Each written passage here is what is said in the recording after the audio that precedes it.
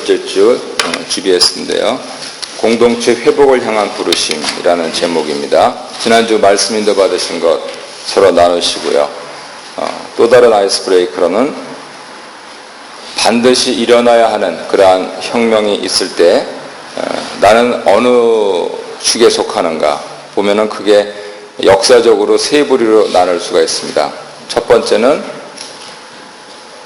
혁명을 가담하고, 두 번째는 반대하고, 세 번째는 펜스 시트라고 그러는데요. 이렇게 구경하고. 그래서 성공하려면 절대 다수 구경꾼들이 어디로 향배하는가 하는 부분들을 잘 해야 됩니다. 어떤 경우들도 마찬가지입니다. 모든 인간의 집단들은 다 그런데요.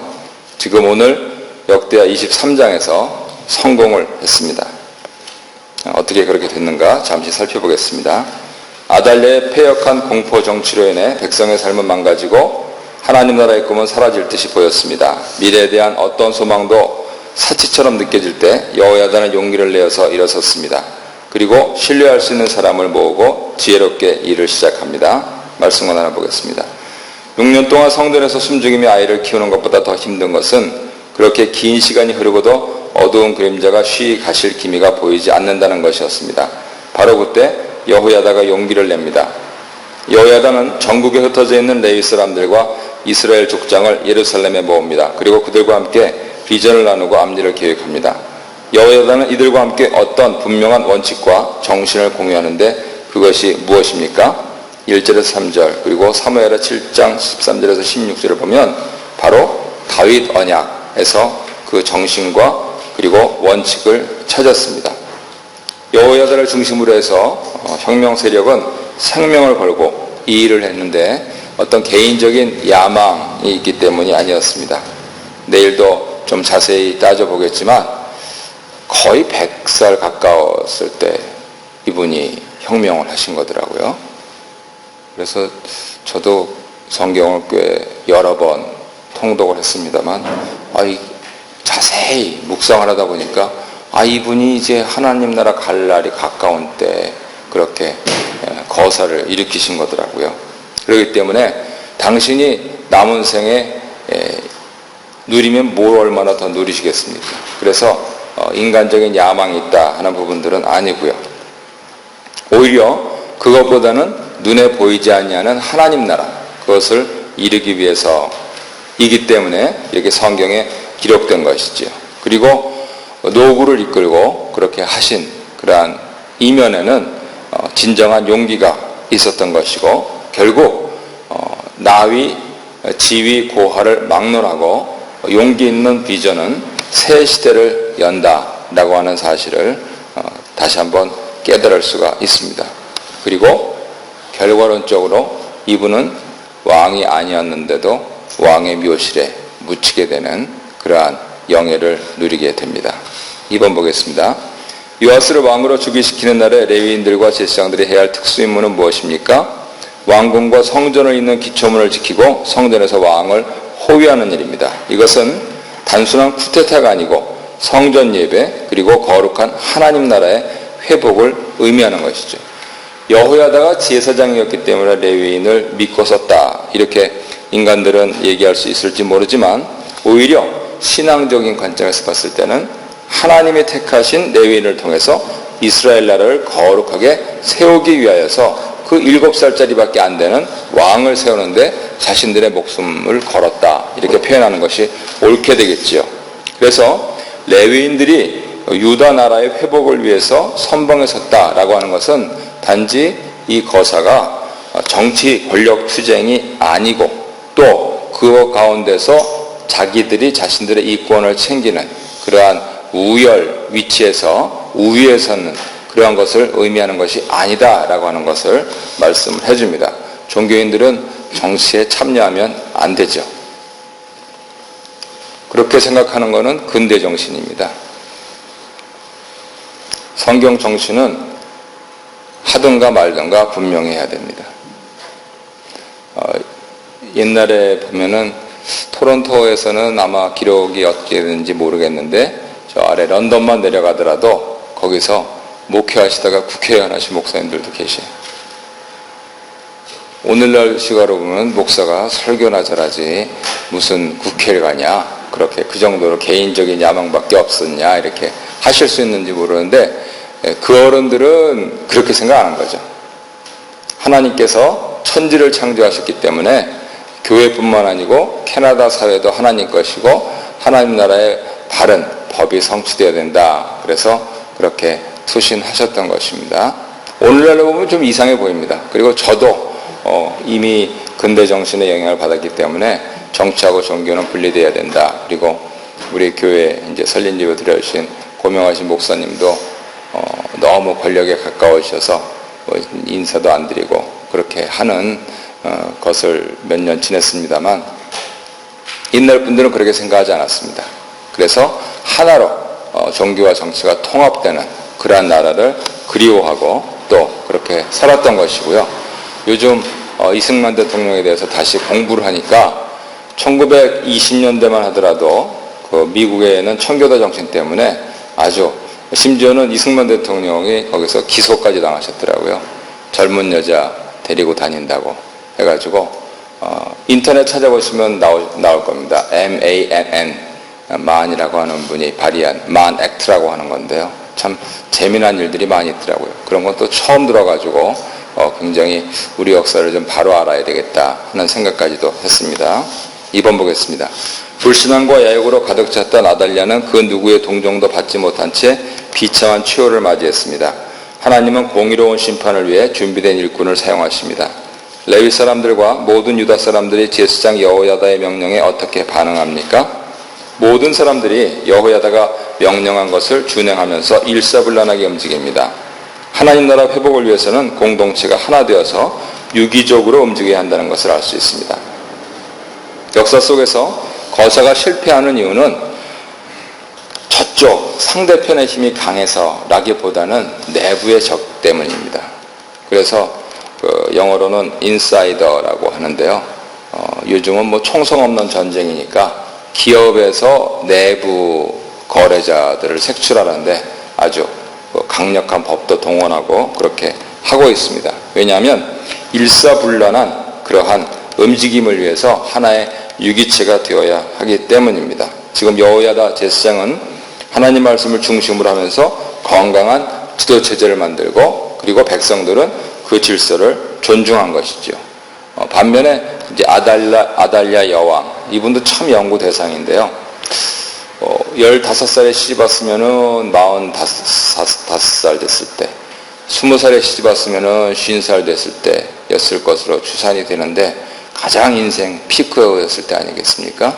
근데 그랬을 때 얼마나 못했으면 백성들이 이렇게 혁명 세력에 가담했을까 하는 생각도 들면서 한편으로는 반드시 옳은 일을 하기 위해서는 그 건강한 공동체를 질서 있게 만들어야 된다 하는 필요성을 다시 한번 느끼는 것이죠. 우리가 기독교인으로서 세워나가야 될 건강한 공동체를 두 개를 들어라. 그러면 우리 장로교 입장에서는 가정 그리고 교회를 얘기를 합니다. 루터교 입장에서는 가정, 교회, 국가를 얘기합니다. 국가까지는 뭐 저도 별로 관심도 없고 이렇게 나갈 필요성도 못 느끼고 있고 우리 가정과 교회가 건강한 질서를 갖는 그러한 것이 되어야 된다라고 하는 것이 바로 오늘 본문을 통해서 다시 한번 배울 수 있는 것이죠. 2번, 하나님 나라 사역을 위해서 여호야다는 어떤 주도 면밀한 행동을 했습니까? 비상 상황을 위해서 비번 근무자들을 성전에 잔류시키고 백부장들에게 무기를 공급하고 백성들이 서 있을 위치까지 정해주었습니다.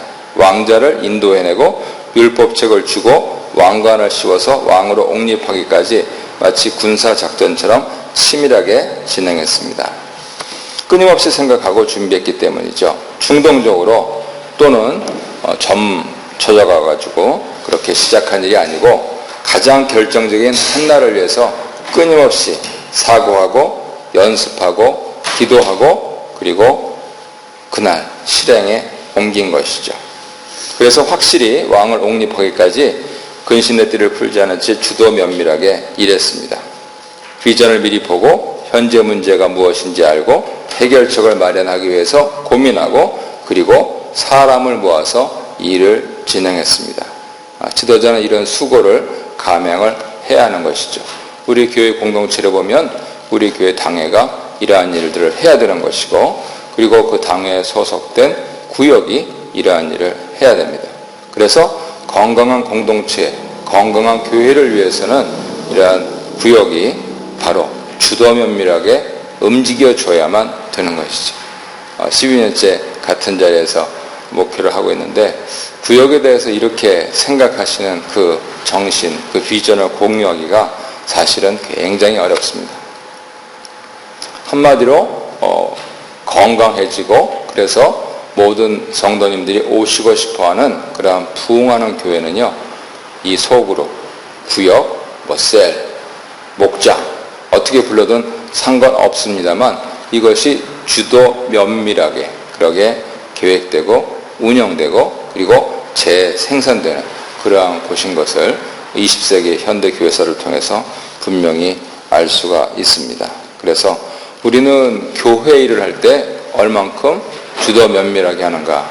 내가 이렇게 해가지고 갑자기 충동적으로 이렇게 움직이는 게 아니고 이것 따져보고 저것 따져보고 기도하고 생각하고 그리고 사람들을 모으고 하는 그것을 해야 비로소 하나님께서 움직이시죠. 성령님께서 역사하시죠. 그래서 그런 일들이 우리 교회에 빨리 일어났으면 좋겠습니다. 마지막 문제 보겠습니다. 백성들이 요아스를 왕으로 세운 일을 나중에 알게 된 아달랴는 그의 옷을 찢으며 반역이라고 외쳐오지만 이미 때는 늦습니다. 아달랴는 어떻게 최후를 맞이합니까? 반열 즉 공동체 밖으로 쫓아내어서 죽입니다. 성전을 더럽힌 이를 성전 밖으로 끌어내어서 심판함으로써 하나님 나라를 거룩하게 한 것이지요. 여왕이었던 이의 죽음이 비참한 것은 성전 공동체 밖으로 끌려 나와서 하늘 공동체의 심판을 받았기 때문입니다. 자기 탐욕 그리고 우상 숭배 나아가서는 백성들을 음란하게 만든 그러한 장본인이 철저하게 버림을 받은 것입니다. 하나님을 거역하고 신앙 공동체를 음란하게 만든 죄는 하늘 공동체에서 끊어질 만큼 심각한 죄입니다. 용서받지 못할 죄입니다. 하나님께서는 모든 것을 용서하십니다. 하지만 용서받지 못할 죄가 있습니다. 그것이 무엇이냐 해서 박사 논문도 쓰시고 하는데 제가 미국에 있을 때 웨스트민스터에서 그 주제로 박사 논문 쓴 목사님 만나가지고 대화를 했더니 결국 자기 결론은 이렇게 내에서 아마 통과될 것 같다고 이렇게 얘기를 하시던데 그게 뭐냐면 용서받지 못할 죄는 결국 성령 회방하는 것, 즉 배교다 이렇게 결론을 내시더라고요. 그래서 결국은 예수 이름을 부정하고 하나님 거역하고 하는 것, 이건 절대 용서받지 못한다. 거기서 모든 우상 숭배, 또 자기 탐욕, 이기심, 제멋대로함 이런 부분들이 나오는 것이죠. 모두 다 하나님과의 관계가 바르지 않아서 그렇다 이렇게 결론을 내시더라고요. 그러니까 거꾸로 얘기하면 우리가 참 우리의 허물과 죄 가운데 살고 있지만 그래도 여러 잦은 실수에도 불구하고 하늘아버지, 예수 그리스도, 성령 하나님 이분만이 내 인생의 주인이시고 내 삶의 지표이시고 좌표되십니다 라고 그렇게 마음 먹고 믿기만 한다면 하나님께서는 끝끝내 우리를 용서하시고 나 자신을 용서하실 뿐더러 우리 자손들을 축복하신다 하는 것이 성경 메시지인 것이죠. 그 좋은 복음을 우리가 받고 있는 것입니다. 오늘도 여러 가지 지난 세월에 많은 회한들도 있을 것이고 또 여러 가지 기억들도 있으실 것이지만 무엇보다도 우리를 하늘 공동체에 받아주시고 나아가서는 이 신앙 공동체에서 양육받게 하신 은혜를 감사하면서 하루 승리하시고 또 내일 주일날 기쁜 마음으로 주의 전에 오시기를 바랍니다.